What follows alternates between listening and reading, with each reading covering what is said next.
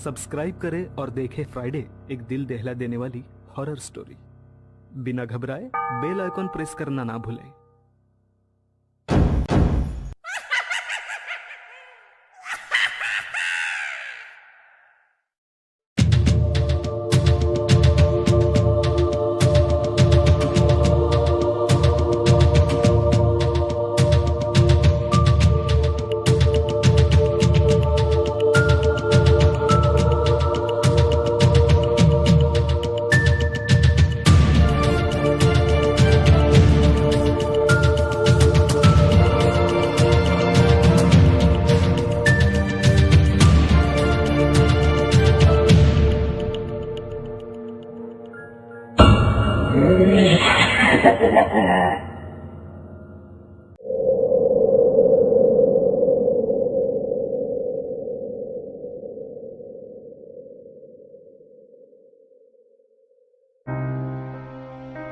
हरी और कुसुम बहुत खुश थे। उन्हें बच्चा होने वाला था। पास ही गांव में मेला लगा था। हरी और कुसुम ने उनके आने वाले बच्चे के लिए एक गुड़िया खरीदी। दोनों बहुत खुश थे क्योंकि शादी के 4 साल बाद उन्हें एक खुशी मिलने वाली थी। कुसुम का 6वां महीना चल रहा था। कुसुम अब बच्चे की हलचल महसूस करती थी, लेकिन साथ ही उसे कुछ अजीब से अनुभव भी हो रहे थे। उसे बार बार ये महसूस होता था कि कोई उसे दिन रात घूर रहा है।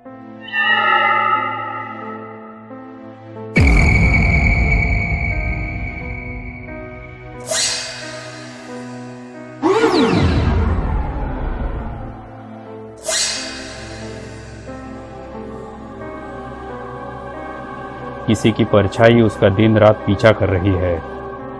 ऐसे अजीब अनुभव उसे होने लगे। हर सुबह वो अपने शरीर पर अजीब से निशान देखती थी।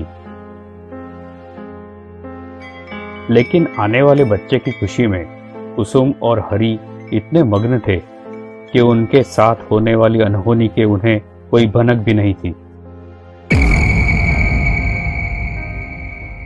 एक रात कुसुम अपने कमरे में सो रही थी। तभी उसे कुछ आवाजें सुनाई दी।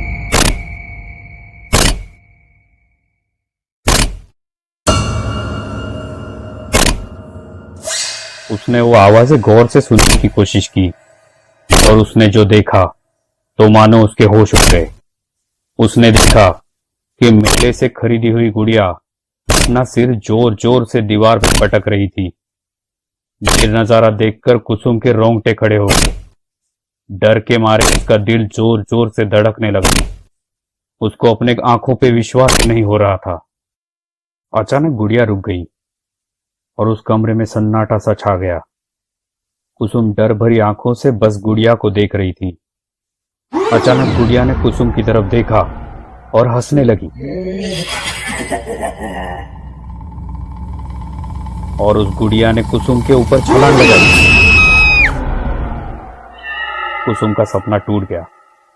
कुसुम ने दूर रखी गुड़िया की ओर देखा और कहा, खुश, कितना डरावना सपना था। सुबह कुसुम ने आईने में देखा कि उसके शरीर पर कुछ अजीब से निशान थे। उसे लगा कि गर्भावस्था में शरीर पर होने वाले बदलाव होंगे और उसने उन निशानों को अनदेखा कर दिया। आखिर वो दिन आ ही गया। अंदर से आवाज आई, मिठाई बांटो, बेटी हुई है। बच्चे की किलकारी से हरी और कुसुम मानो फूले नहीं समा रहे थे। उनकी खुशी 7वें आसमान पर थी। हरी अपने बेटी को देखने के लिए उत्सुक हो रहा था। हरी बच्ची को देखने पालने की ओर चलने लगा। मेले से खरीदी हुई गुड़िया उसके हाथ में ही थी। उसने पालने की ओर झुक के अपने बेटी को देखा। हरी के खुशी के आंसू बता रहे थे कि वो कितना खुश था। उसने अपनी बेटी के लिए खरीदी गुड़िया अपने बेटी के बाजू में रखी, पर कुछ ही पल में उसके चेहरे की वो खुशी चिंता में बदल गई। उसने देखा कि उसके बेटी के गाल पे एक काला निशान है। तभी उसकी नजर बाजू में रखी गुड़िया पे आके रुक गई और जो उसने देखा मानो उसके पैरों तले जमीन सरक गई। उसने देखा गुड़िया के गाल का निशान मिट गया था और वैसा ही एक निशान उसकी बेटी के गाल पे था। हरी को कुछ समझ नहीं आ रहा था कि उसे अब क्या करना चाहिए। उसे तो बस पास वाले रामपुर गांव में घटी घटना याद आ रही थी। हरी के एक दोस्त के सुझाव से हरी दौड़ते हुए गांव के बाहर एक तांत्रिक के पास गया और तांत्रिक को सारी बात बताई।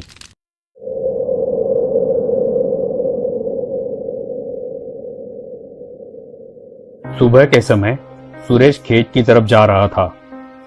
उसे नाली के पास एक बच्चे की लाश दिखी।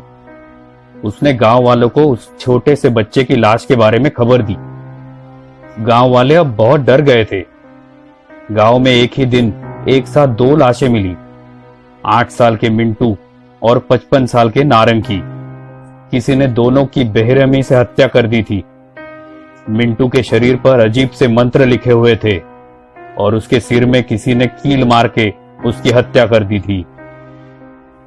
तभी यशोदा काकी ने कहा, इतनी बेरहमी से मारा है छोटे बच्चे को। इसके शरीर पर तो वैसे ही निशान है जैसे 30 साल पहले। नकुशा, कहीं ये नकुशा तो नहीं? सारे गांव के लोग आपस में बातें करने लगे। गांव के लोग मिलकर जंगल की ओर चले गए। वहां तांत्रिक को गांव में घटी सारी घटना बताई। तांत्रिक ने कहा, हमें उसे काबू में करने के लिए एक यज्ञ करना पड़ेगा। तांत्रिक के सूचना के अनुसार गांव में यज्ञ की तैयारी की गई। रात को तांत्रिक के आते ही यज्ञ शुरू हो गया। कुछ समय में ही जोरों की हवाएं चलने लगी। अजीब अजीब सी आवाजें आने लगी। जोर जोर से बिजलियां गरजने लगी और एक परछाई आने की आहट महसूस होने लगी। गांव वालों ने देखा, तांत्रिक के सामने जो परछाई थी वो और कोई नहीं, हरी की बेटी रीना थी। गांव वालों को अपनी आंखों पर विश्वास नहीं हो रहा था। तांत्रिक ने और भी कुछ मंत्र फूके और सामने जो नजारा देखा उससे गांव के लोगों के होश उड़ गए। रीना के बाजू में नकुशा की आत्मा थी। तांत्रिक ने मंत्र फूंककर अब उसे भी काबू में कर लिया था। गांव वालों के मन में कई सवाल थे। तभी तांत्रिक ने नकुशा की आत्मा से सवाल पूछे, क्यों आई हो यहां? क्यों मासूम बच्चों की हत्या कर रही हो? क्या नारंग को भी तुमने मारा?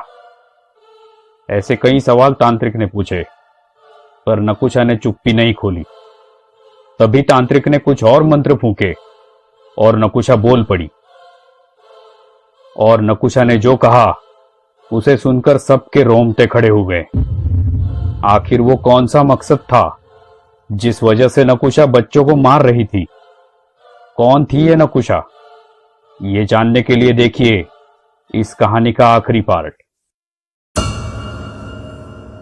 ये कहानी आपको अच्छी लगी हो तो हमें सब्सक्राइब करें। हमारा इंस्टाग्राम और फेसबुक पेज जरूर फॉलो करें। अगर आपके पास ऐसी ही कोई कहानी हो तो हमें कमेंट बॉक्स में भेजें। हम कोशिश करेंगे कि अगली एनिमेटेड स्टोरी आपकी होगी।